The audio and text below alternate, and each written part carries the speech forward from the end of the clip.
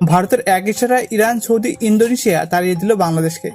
জি হ্যাঁ বন্ধুরা, ভারত যখন নিজের সীমান্তে একটি কাঁটাতারের বেড়া শক্ত করার সিদ্ধান্ত নিল, তখন পুরো মুসলিম বিশ্বের অনেক দেশ বাংলাদেশকে এক ঝটকায় দূরে সরিয়ে দিল।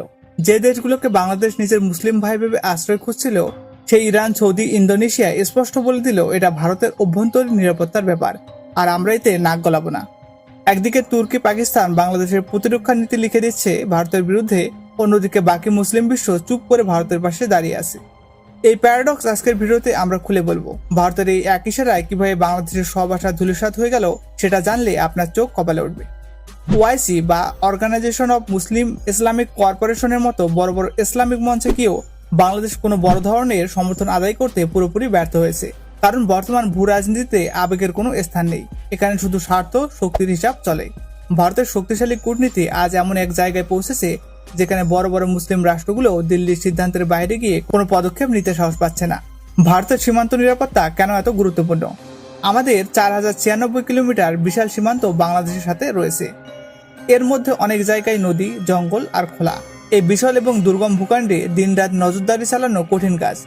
2014 সাল থেকে এখন পর্যন্ত প্রায় 18,851 জন অনুপ্রবেশকারীকে ধরা হয়েছে এই সীমান্তে। এটা শুধু সংখ্যা নয়, এটা জাতীয় নিরাপত্তার প্রশ্ন। এই অনুপ্রবেশ ভারতের অভ্যন্তরীণ ডেমোগ্রাফিক বা জনসংখ্যার ভারসাম্যের উপর একটা বিশাল চাপ সৃষ্টি করেছে। অনুপ্রবেশ, মাদক চোরাচালান, মানব পাচার এবং জাল নোটের কারবার থামাতে ভারত এখন স্মার্ট বর্ডার প্রজেক্ট চালু করেছে। ড্রোন, রাডার, কৃত্রিম বুদ্ধিমত্তা সম্পূর্ণ ক্যামেরা, সেন্সর এবং থার্মাল ইমেজিং ডিভাইস দিয়ে সীমান্তকে অটুট করা হচ্ছে।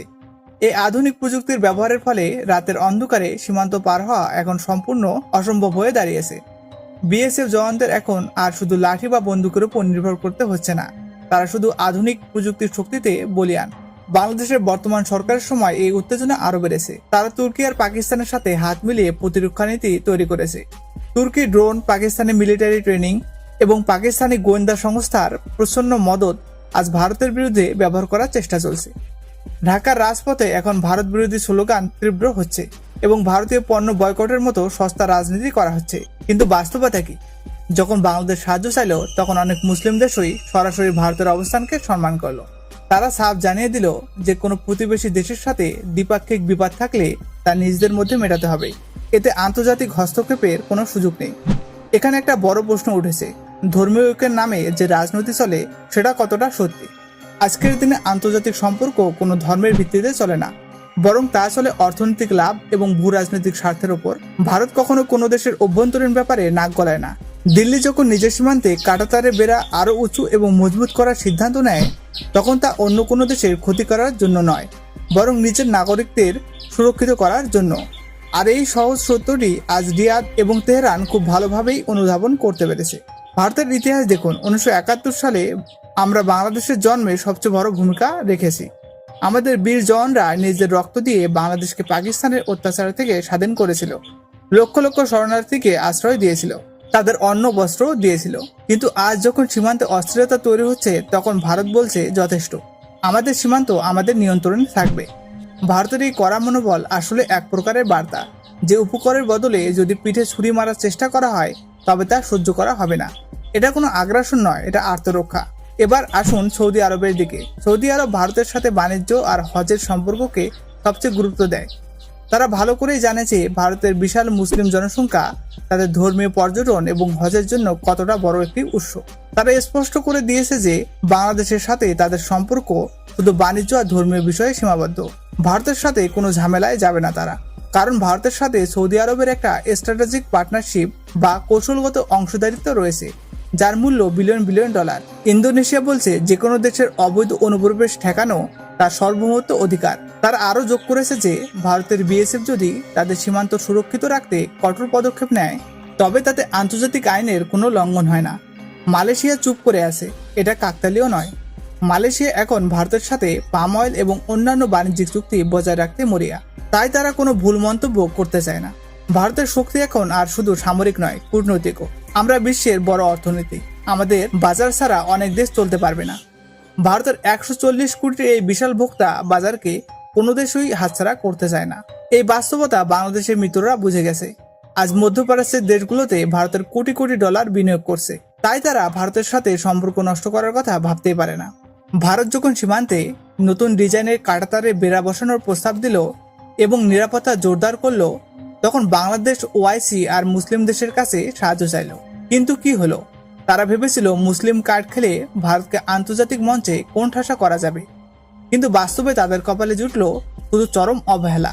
ইরানের রাষ্ট্রদূত জালিল রহিমি রাহানাবাদী ঢাকায় স্পষ্ট করে বলে দিলেন যে বাংলাদেশকে কোনো বিশেষ কূটনৈতিক সুবিধা বা ভিআইপি ট্রিটমেন্ট দেওয়া যাবে না, কারণ বাংলাদেশ ইরানের কিছু ইস্যুতে তাদের পছন্দ মতো বিবৃতি দেয়নি। মধ্যপ্রাচ্যের রাজনীতিতে বাংলাদেশ যখনই পশ্চিমাদের সুরে কথা বলতে শুরু করেছে, তখনই ইরান তার উপর থেকে নজর ঘুরিয়ে দিয়েছে। ইরান বলছে, আমরা হতাশ, বাংলাদেশ যেমন ভাইচারা দেখিয়েছে বলে আশা করেছিলাম তা হয়নি। ইরান খুব ভালো করে জানে যে ভারতের সাথে চাবাহার বন্দর ও অন্যান্য জ্বালানি চুক্তি তাদের নিজেদের অর্থনীতি টিকে রাখার জন্য কতটা জরুরি। তারা ভারতের এই পদক্ষেপকে অভ্যন্তরীণ নিরাপত্তার বিষয় বলে মেনে নিয়েছে। হজ কোটা আর বাণিজ্য ছাড়া অন্য কোনো রাজনৈতিক সমর্থন নয়। রিয়াদ থেকে স্পষ্ট বার্তা দেওয়া হয়েছে যে দিল্লির সাথে তাদের কূটনৈতিক সম্পর্ক এখন এক নতুন উচ্চতায় পৌঁছেছে, যেখানে কোনো তৃতীয় দেশের হস্তক্ষেপ কাম্য নয়। ইন্দোনেশিয়া বলছে অনুপ্রবেশ ঠেকানোর প্রত্যেক দেশের আইনি অধিকার। জাকার্তা কোনোভাবেই ভারতের বর্ডার ম্যানেজমেন্ট বা সীমান্ত ব্যবস্থাপনার উপর প্রশ্ন তুলতে রাজি নয়। এক কথায় ভারতের এক ইশারায় বাংলাদেশের মুসলিম ঐক্যের স্বপ্ন ভেঙে চুরমার হয়ে গেল। তারা বুঝতে পারল না যে আন্তর্জাতিক কূটনীতিতে ভাইচারা বলে কিছু হয় না, সেখানে শুধু ক্ষমতার ভারসাম্য কাজ করে।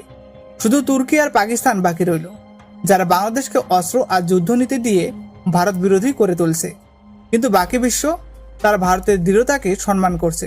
কিন্তু বিশ্ব এখন বোঝে যে ভারত কোনো দুর্বল রাষ্ট্র নয়, ভারত এক উদয়মান মহাশক্তি। বন্ধুরা, যদি আপনারা ভারতীয় হন তাহলে কমেন্টে জয় শ্রীরাম অবশ্যই লিখুন। আর যদি আপনারা অন্য দেশ থেকে দেখে থাকেন তাহলে আপনাদের দেশের নাম লিখতে ভুলবেন না। এই ঘটনা আমাদের শেখায় যে আজকের বিশ্বে ধর্মের চেয়ে জাতীয় স্বার্থ বড়। অর্থনীতি এবং সামরিক শক্তিতে যে দেশ এগিয়ে থাকবে বিশ্ব তারই কথা শুনবে। ভারত কখনো কারো ধর্ম দেখে নয়, নিজের নিরাপত্তা দেখে চলে।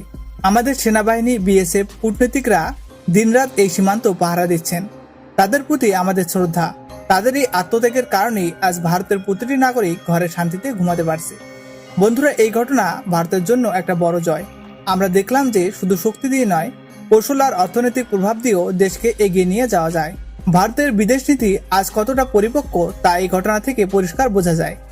বাংলাদেশের সাথে আমাদের সম্পর্ক ঐতিহাসিকভাবে ভালো ছিল, কিন্তু যখন তারা অন্য শক্তির দিকে ঝুঁকছে তখন ভারত নিজের লাইন অফ কন্ট্রোল স্পষ্ট করে দিয়েছে।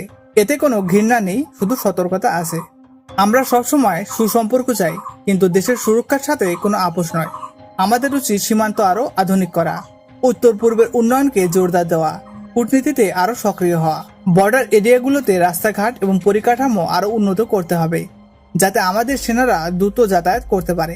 জয় হিন্দ, বন্দে মাতরম।